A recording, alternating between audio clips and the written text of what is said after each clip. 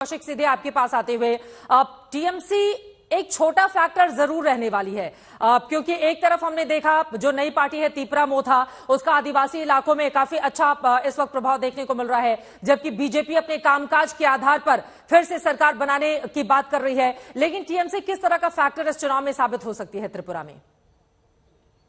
TMC का बहुत ज्यादा असर दिख नहीं रहा है, क्योंकि टीएमसी सिर्फ 28 सीट में कॉन्टेस्ट कर रहे हैं। बिल्कुल, हाँ। 28 सीट तो 30 सीट 31 सीट चाहिए सरकार बनाने के लिए, तो इतने सीट में ही कॉन्टेस्ट नहीं कर रहे। और जहां तक टीएमसी का अपील है, वो टीएमसी नॉर्थ ईस्ट में एक बंगाली पार्टी की तरह देखा जाता है। तो टीएमसी का एंटायर फोकस दिस टाइम मैंने देखा है कि त्रिपुरा से ज्यादा मेघालय में है, जहां पे वो मुकुल संगमा के नेतृत्व में लड़ रहे हैं।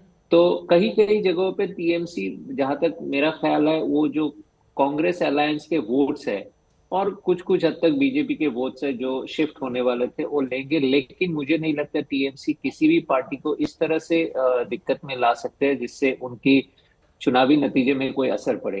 तो मुझे नहीं लगता इस बार टीएमसी, क्योंकि मैंने बहुत सारे टीएमसी के मीटिंग्स देखा है, लोगों के उपस्थिति भी बहुत नहीं थे। तो मुझे नहीं लगता, टीएमसी खुद भी जानते हैं ये बात कि अनऑफिशियली वो एक्सेप्ट भी करते हैं। मुझे नहीं लगता कोई बहुत बड़ा फैक्टर रहेंगे तो वहां पे इस बार टीएमसी एक बड़ा फैक्टर नहीं रहेगी। लेकिन तीपरा मोथा, उसके जो दावे हैं उस पर मैं सवाल लेकर आपके पास आऊंगी। लेकिन विनोद अग्निहोत्री जी, आपके पास आते हुए, देखिए बीजेपी त्रिपुरा को जितना सीरियसली ले रही है, अपनी पूरी ताकत झोंक चुकी है, जबकि कांग्रेस पार्टी के दिग्गजों का वहां पर नहीं जाना, ये क्या बताता है? क्योंकि इसी साल कई ऐसे राज्य हैं जहां पर कांग्रेस पार्टी और बीजेपी के बीच मुकाबला होना है।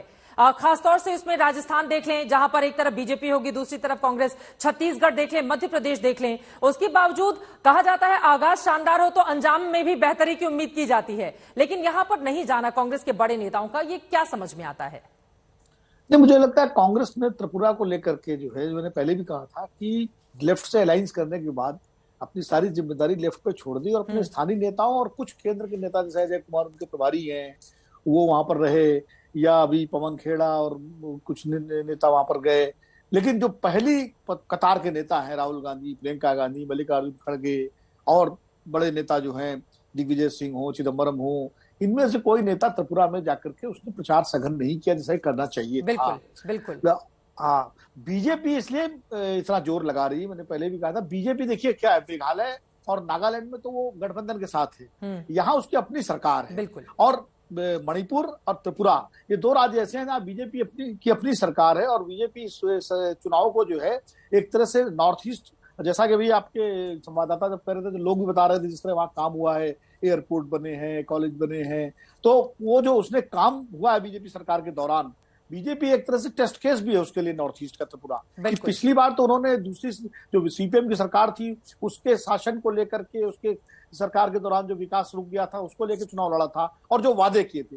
इस बार वो अपने कामकाज की कसौटी पर बीजेपी को खरा उतरना है कि क्या त्रिपुरा में जो उसने 5 साल काम किया, 2 मुख्यमंत्री बदले, और उसके बाद क्या लोगों ने उसको स्वीकार किया है। इसलिए बीजेपी के सामने बड़ी चुनौती ये है कि अगर वो पिछली टैली अपनी ना भी कर पाए तो कम से कम पूर्ण बहुमत अकेले ले ये उसकी बड़ी चुनौती है। इसीलिए बीजेपी ने पूरा जोर लगाया है। और कांग्रेस तो चूंकि 1-1.5% वोट पर आने के बाद वो बिल्कुल निराशा के भाव में है। और कांग्रेस की तरीका भी है कि वहां चुनाव हारने के बाद वो बिल्कुल गिव अप कर देते हैं, वो भूल जाते हैं कि इस राज्य में दोबारा भी चुनाव होंगे।